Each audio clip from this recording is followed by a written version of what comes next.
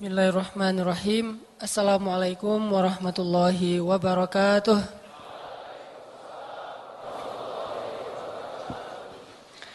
Alhamdulillahirabbil alamin.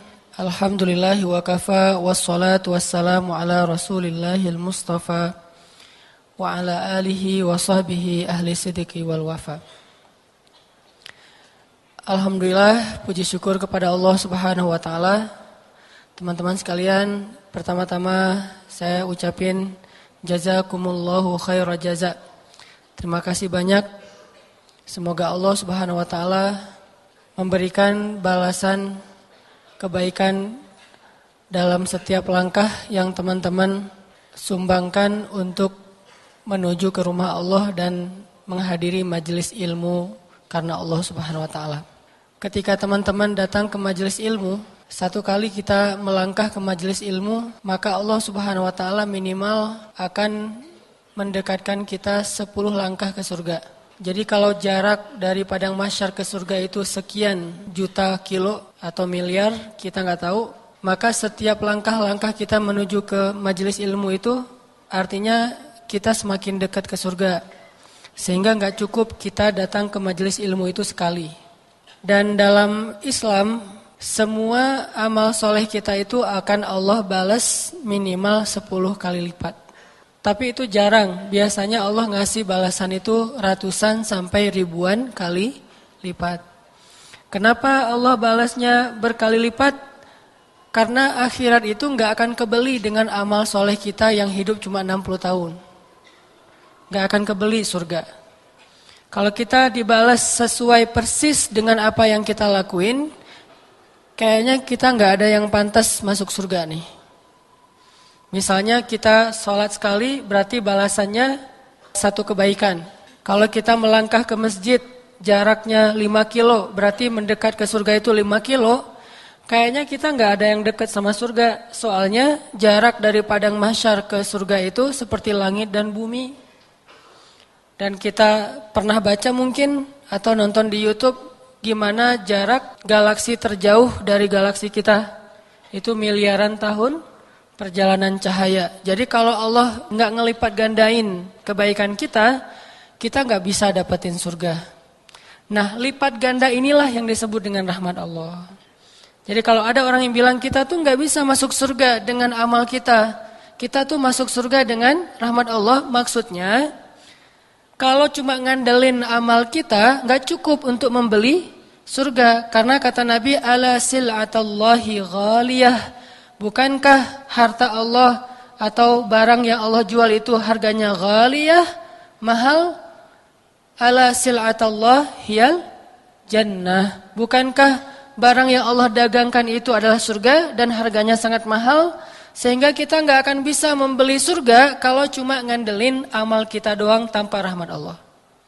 Sehingga sekali teman-teman datang ke majelis ilmu, kita coba bangun kesadaran, oh alhamdulillah malam ini saya udah lebih dekat ke surga. Gak tahu berapa yang jelas, gak seperti jarak rumah saya ke masjid, gak mungkin segitu. Pasti lebih, minimal 10 kali lipat nih. Sehingga ketika kita datang ke majelis ilmu, kita datang ke masjid untuk sholat berjamaah, kita bukan merasa diri kita udah berjasa sama Allah. Ya Allah kurang apa lagi dari saya? Enggak, kata-kata itu gak akan muncul dari orang yang sadar, orang yang faham, orang yang mengerti Allah. Sebaliknya, ketika kita habis beramal solih, habis datang ke masjid, kita bilang, alhamdulillah, makasih ya Allah udah didekatin ke surga. Karena kita datang ke masjid ini juga rahmat Allah. Allah yang memanggil hati kita. Kalau bukan Allah panggil hati kita, susah buat datang ke masjid, walaupun rumah kita di sebelah masjid. Dan kita pernah merasakan itu kan dulu. Gak usah sholat subuh, sholat maghrib aja kita malas ke masjid. Kalau sholat subuh jelas alasannya banyak nih.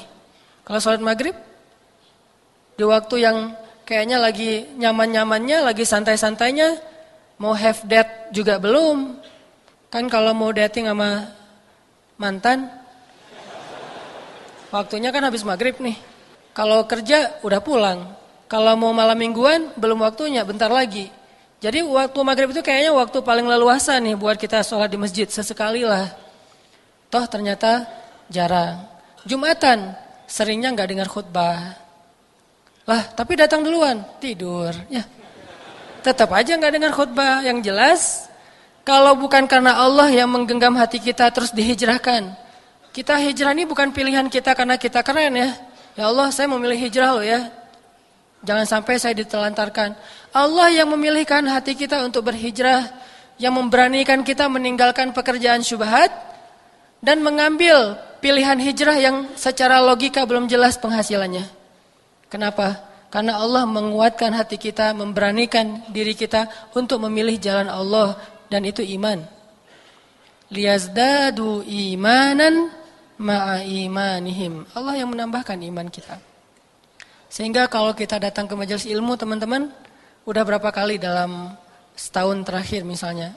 Dan kita hitung itu dengan maksud untuk merasa lebih semangat, bukan maksud untuk menuntut Allah gitu. Tapi lebih semangat. Alhamdulillah setahun terakhir ini minimal seminggu sekali saya pasti datang ke taklim. Minimal nih. Bisa ada yang 2 kali, ada yang 3 kali. Kalau menurut saya sih 2 kali minimal. Sekali kajian umum, sekali lagi sholat Jumat kan. Khutbah Jumat minimal 2 kali nih dalam seminggu. Alhamdulillah seminggu udah 2 kali ke majelis ilmu. Jarak rumah kita berapa? 5 kilo? Sebutlah yang gampang dihitung 10 kilo. Pulang balik 20 kilo. Kali setahun. Berarti dikali 10 minimal atau kali 1000 deh. Kok 1000 emang Allah mau ngasih? Jangan suudzon sama Allah. Kalau perlu kali aja tanpa batas. Sehingga kita berprasangka baik. Alhamdulillah berarti sekarang jarak saya ke surga makin dekat nih.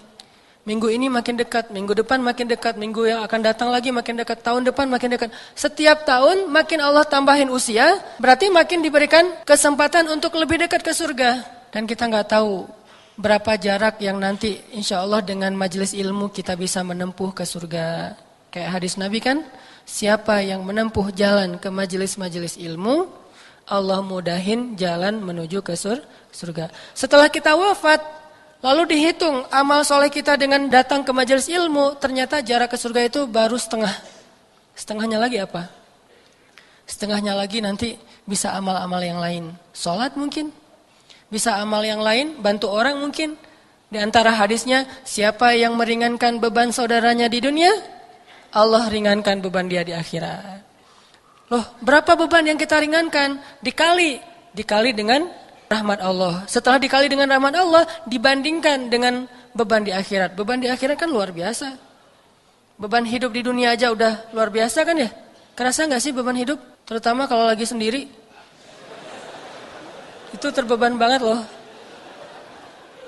Dan saya ngerasain kayak gitu. Pas lagi sendiri dulu tuh beban hidupnya kayaknya, duh hidup kok gini ya, mending gak usah hidup deh. Tapi pas sudah berdua, duh kok hidup dari dulu gak kayak gini ya. Ini bukan pengen memanas-manasi, tapi emang saya dulu ngerasa rugi saya nikahnya umur 22 tahun. Ada yang lebih?